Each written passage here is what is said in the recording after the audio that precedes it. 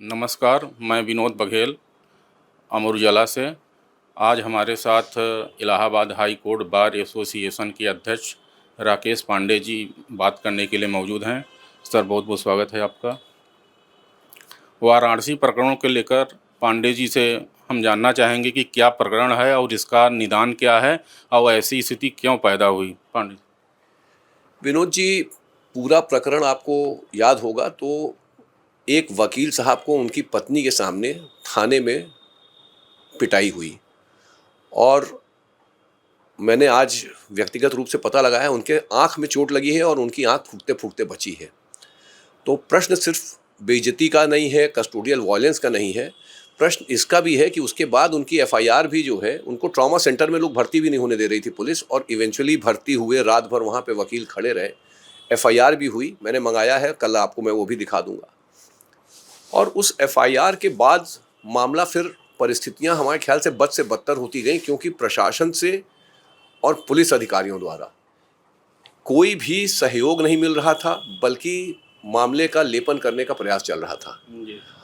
और हमारा अपना मानना यह है कि जो कचहरी में इंसिडेंस हुआ वो जानबूझ के कराया गया, जिससे कि पुराने इंसिडेंस का पे पर्दा डाला जा सके और मामला उत्तेजित करके कहीं ना कहीं वकीलों के कंधे पे दिखाया जा सके उनकी गलती है।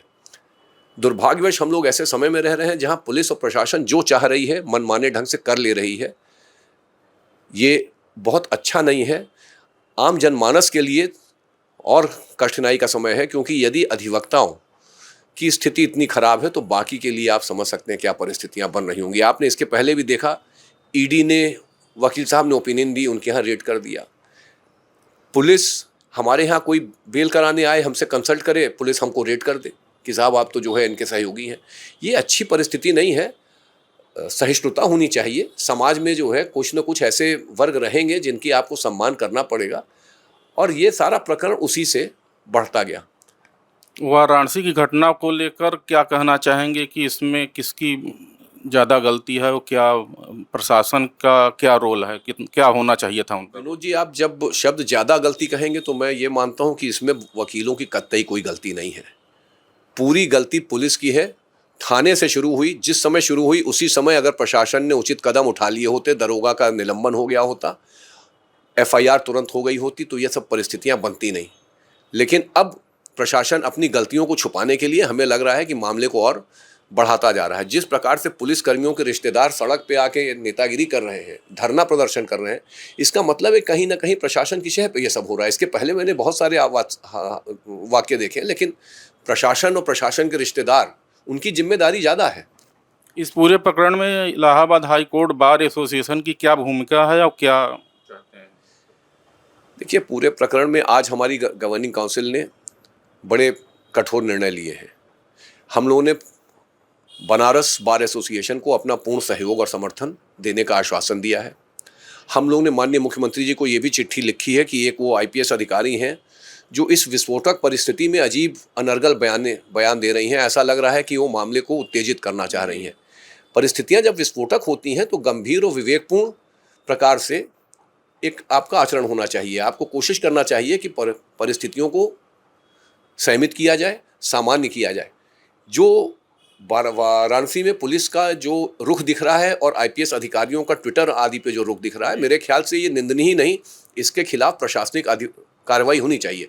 इस देश में हल्का सा कार्टून ट्विटर पे आ जाता है तो आईटी एक्ट लग जाता है, और पुलिस जिस तरीके से इस पूरे मामले को देख रही है, इसमें कहीं ना कहीं हमारे ख्याल से प्रशासनिक कार्रवाई होनी चाहिए। माननीय मुख्यमंत्री जी से हम लोगों ने निवेदन किया है, जिससे कि शुरू हो जाए तो ये चेतावनी होगी आगे आने वाले समय में अन्य अधिकारियों को भी।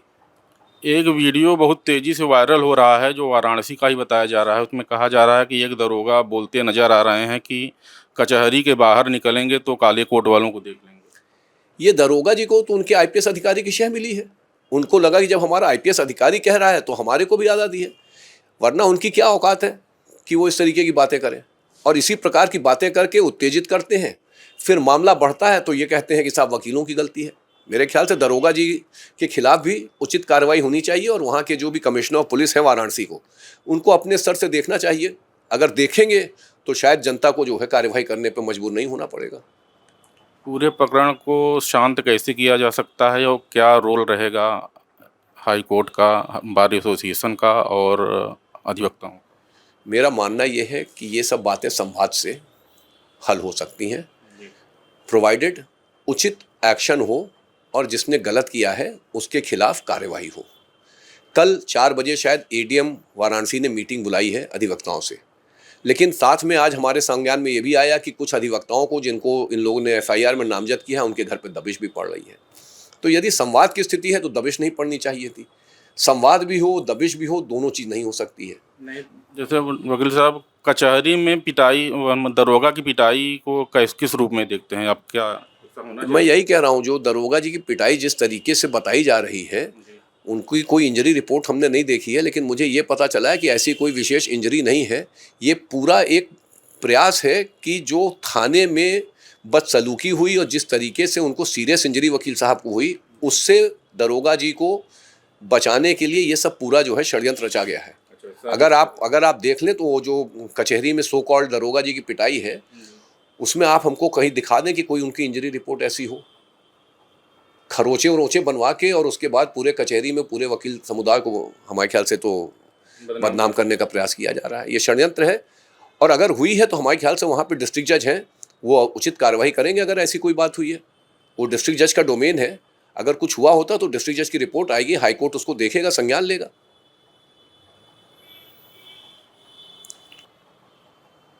एडवोकेट प्रोटेक्शन एक्ट के बारे में क्या कहेंगे? क्या इसको लागू किया जाना चाहिए?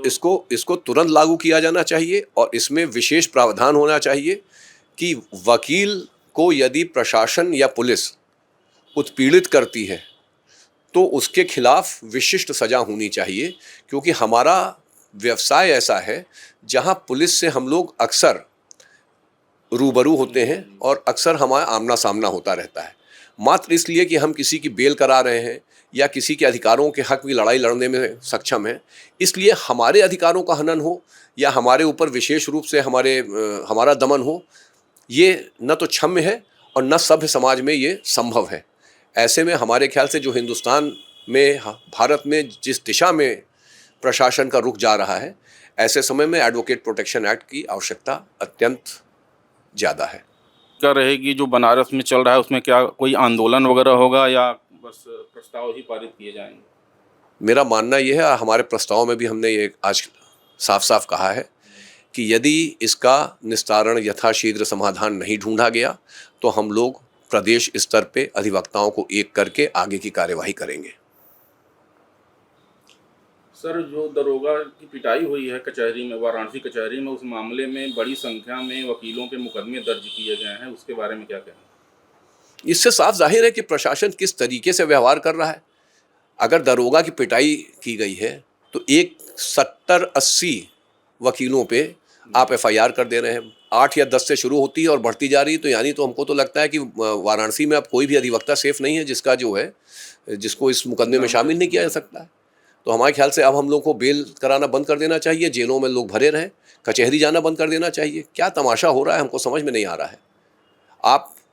और शायद प्रशासन से यही बात होनी चाहिए, जो प्रशासनिक संवाद है उसमें यही होना चाहिए, इन मुकदमों को ख़त्म करें, अधिवक्ताओं की समस्याओं को सुने और उसके उचित कार्रवाई करें। एक वकील के ऊपर आक्रमण हुआ है, उसको सीरियस इंजरीज है, उस पर कार्रवाई होनी चाहिए।